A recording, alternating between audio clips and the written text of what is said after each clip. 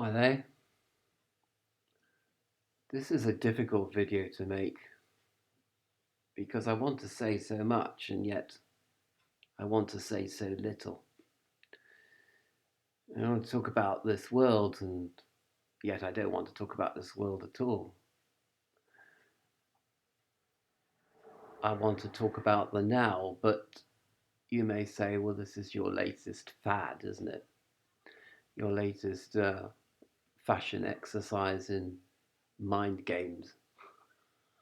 I don't know. It's a very simple message, really. I mean, the only book you need to read is Shankara. Well, that is definitely true. Um, but I mean, this world ruled over by Spiritus Mundi, or as Yeats calls the demiurge, and or Rex Mundi. The This world, as it were, this world of nature, this world of human, even worlds within worlds and worlds that apparently transcend this world, which actually don't transcend this world. And of course, perception itself, because I mean, you think of this world, and I've got the categories here: distraction. We are distracted, we are fed upon, we are recycled, we are tortured, um, we are killed.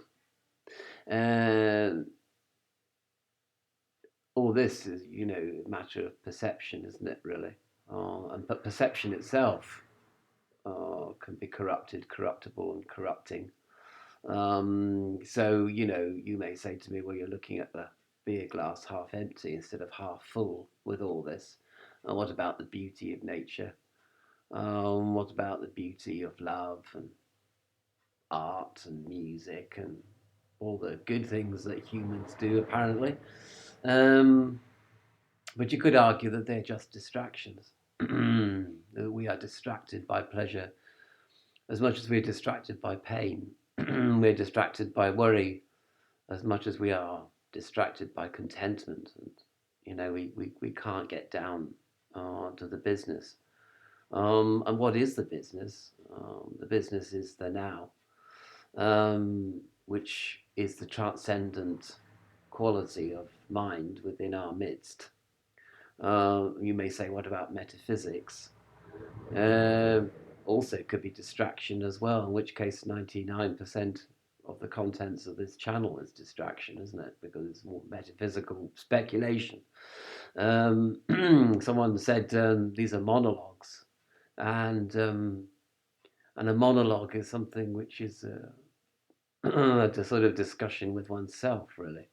It implies somebody, seeking knowledge, as it were, but not actually finding it ultimately, I would suggest, as implied by the word monologue. But to the actual fact, to find the truth is just simply to experience the now. It's that simple. And when you have attained the now, awareness of the now, you are in this world for sure, but you are not of this world anymore. And you are temporarily transcendent of this world. So you may still be fed upon and recycled and killed ultimately, and certainly tortured. I mean, there are so many ways that we are tortured emotionally and physically. We are tortured with hope. We are tortured with despair. We are tortured with perception. And the perception might all be wrong and is wrong, but the perception of the now perhaps is the only right thing in our midst. And so it's very important to practice. When I say practice, that's not even the right word. Um, Enter into the now as often as you can. That's the only way to put it, really. And I don't know, and I said in another another video we're talking about, things that will get you there.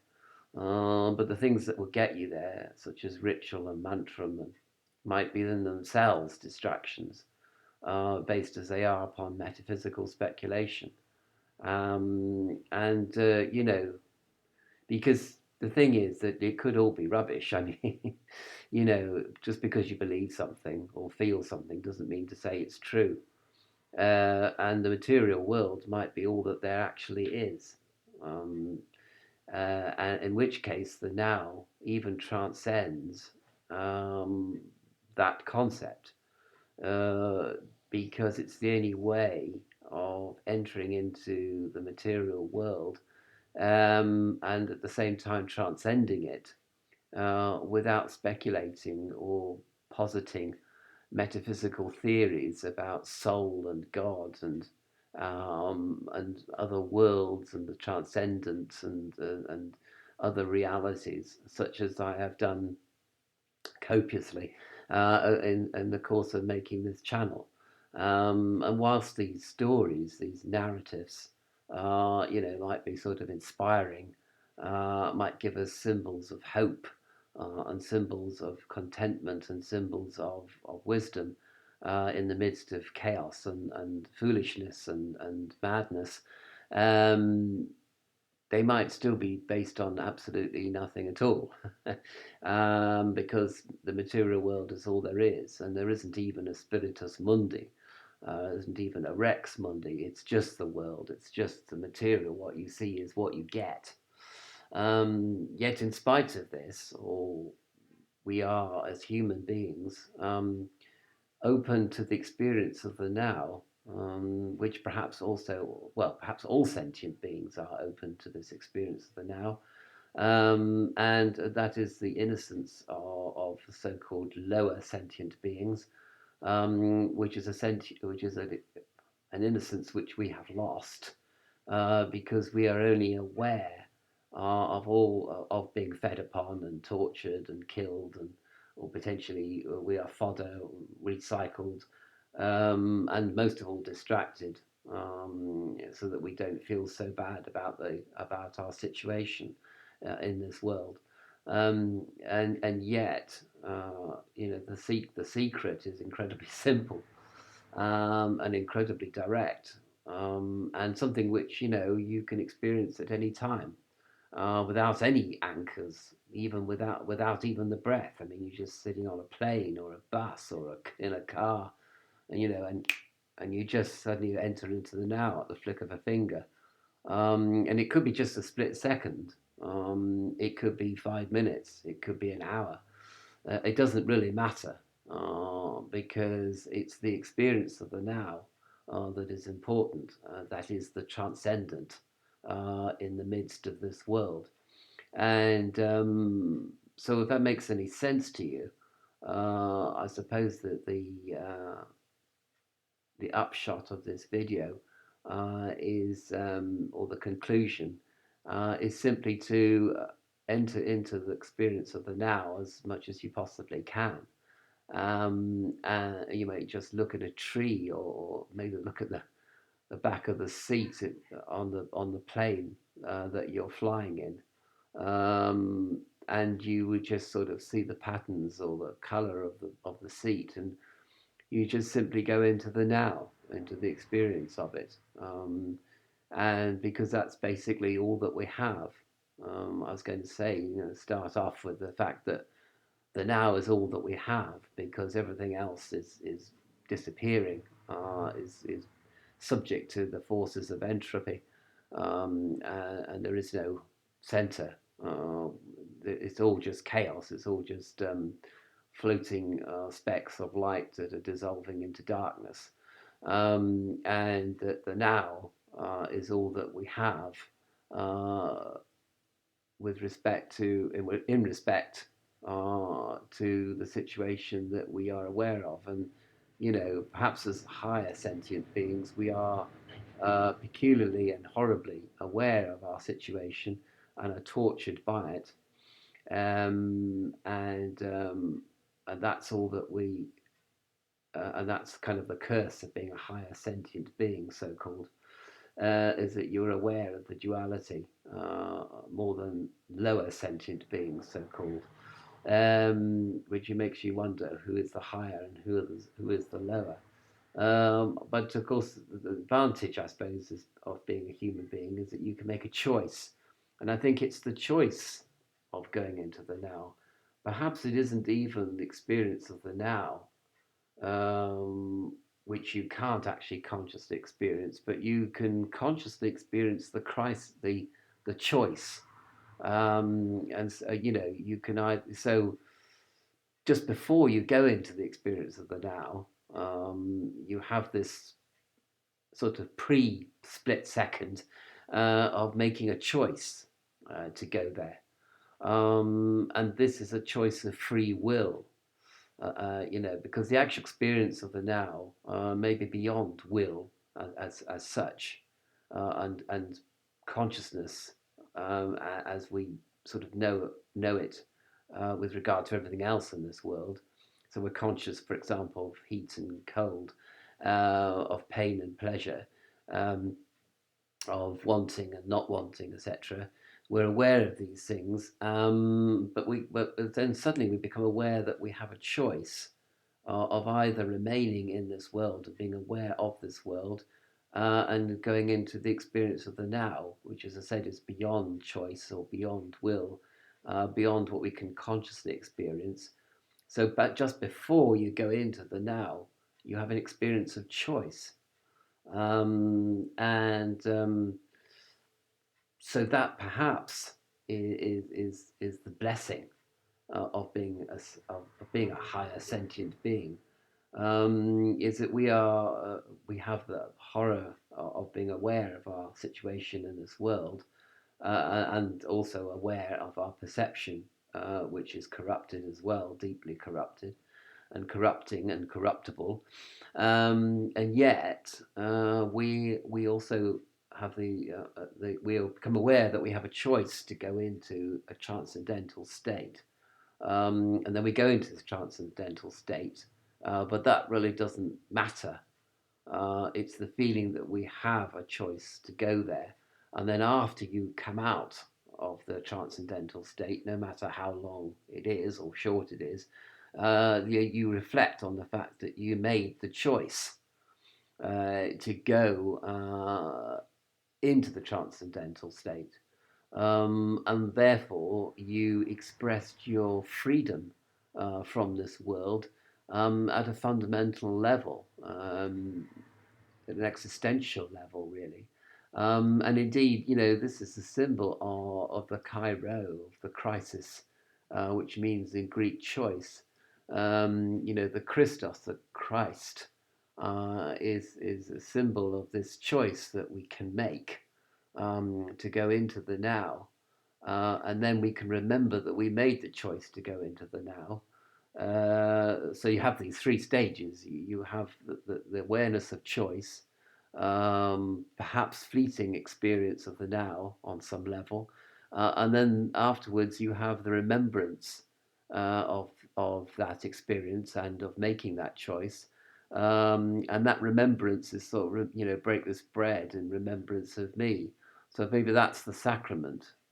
Is afterwards you think, oh, I have transcended this world, and I've transcended my perception of this world and my concepts of this world, and everything about this world, because this world is a matrix, it is a distraction, in and of itself.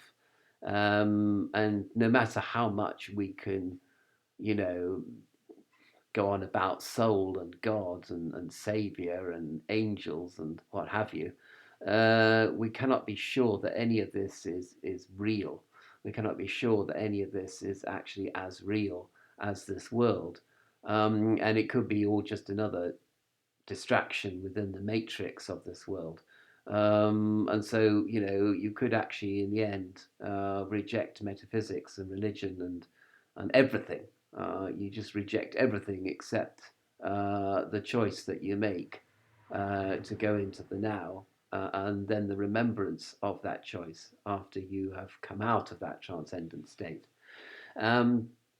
So, in a way, this video has been easier to make than I thought it was going to be.